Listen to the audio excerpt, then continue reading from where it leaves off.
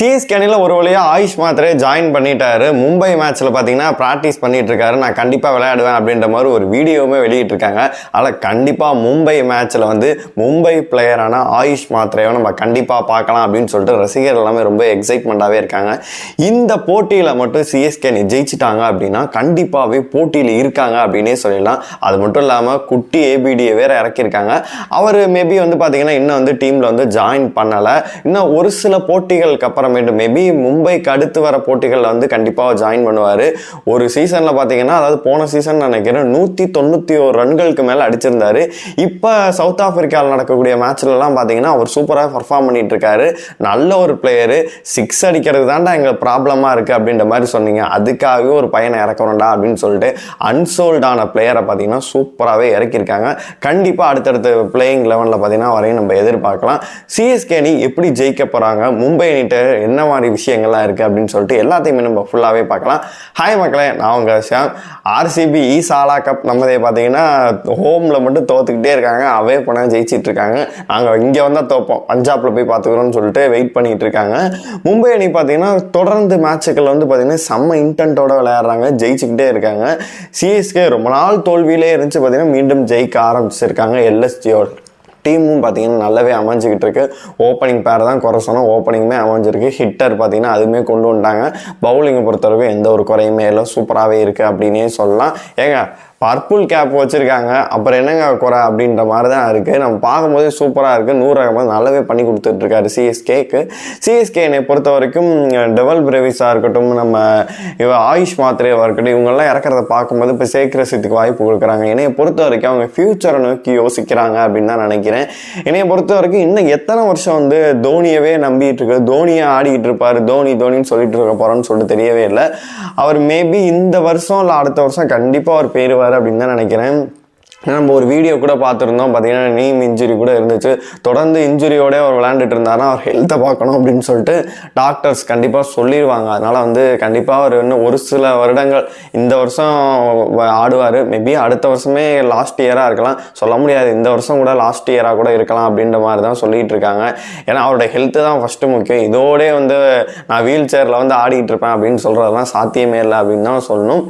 சென்னை அணியை பொறுத்தளவு பார்த்தீங்கன்னா ஒவ்வொரு சீசனும் வந்து பிளேயர்ஸை மாற்றாமல் இருப்பாங்க. இந்த சீசன் தான் வந்து பார்த்தீங்கன்னா பிளேயர்ஸ் வந்து ஒவ்வொரு மேட்சுக்குமே வந்து மாற்றினாங்க.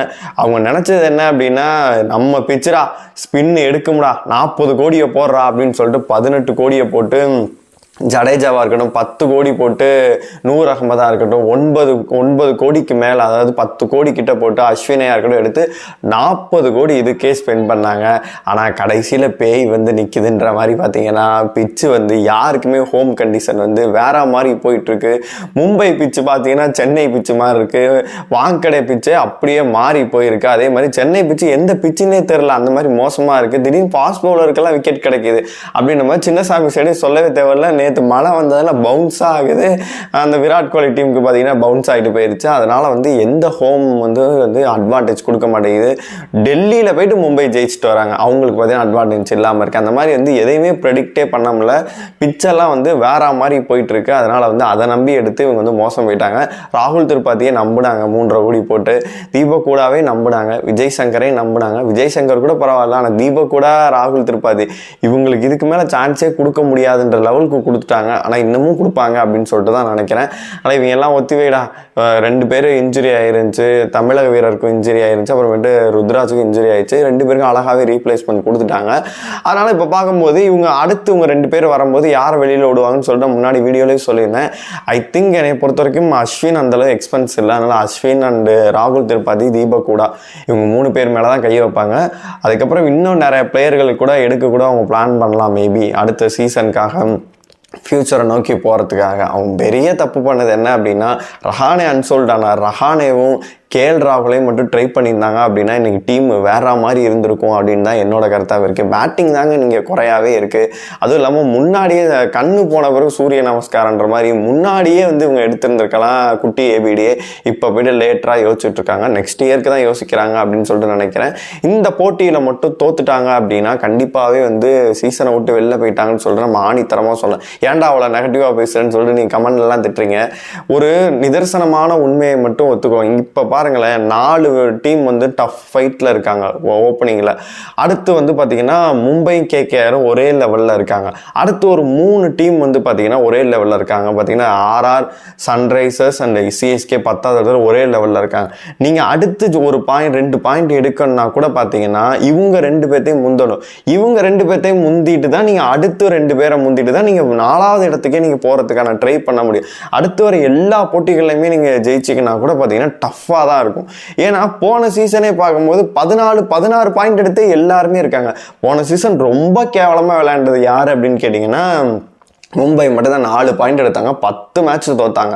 அந்த மாதிரி தோக்காம தொடர்ந்து எல்லா மேட்சுகளும் ஜெயிச்சா கூட பார்த்தீங்கன்னா வாய்ப்புகள் குறைவு தான். ஏதாவது டஃப் ஃபைட் கொடுத்து உள்ளே போக பார்க்கலாம் அப்படின்னு தான் சொல்லணும். மும்பையை பொறுத்தளவுக்கு பார்த்தீங்கன்னா சாலிடான பிளேயர்ஸ் வச்சுருக்காங்க. ஓப்பனிங் பேர் நல்லாவே அமையுது.